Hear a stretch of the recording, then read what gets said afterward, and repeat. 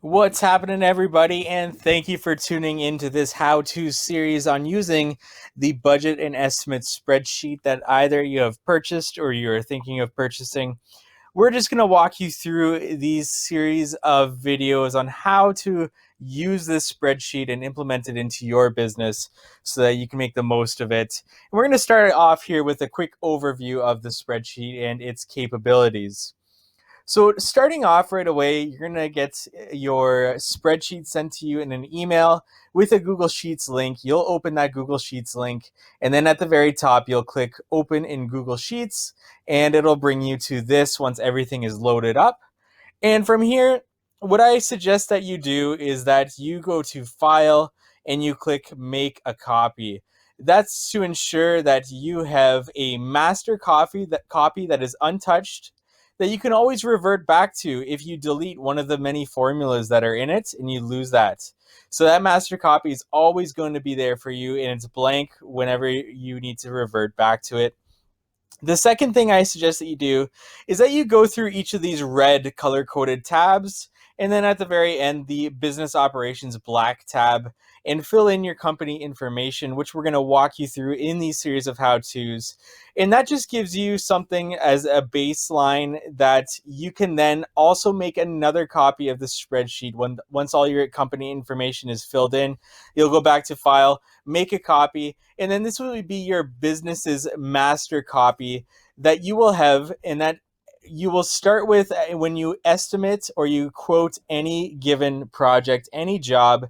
That's just so that, if anything changes in your business, you'll go back to that business master copy and you'll go into one of these red tabs or this black tab to change, whether that's at the beginning of the year or during the year. And then from that, you'll create your copies to create an estimate from.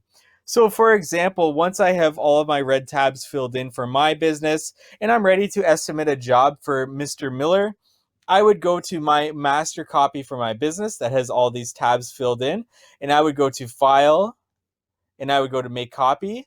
And when I make a copy, it would show me this, and I would type in Miller Project Estimate. I would click OK, and then it would create again my Miller estimate that I would then fill in these blue tabs.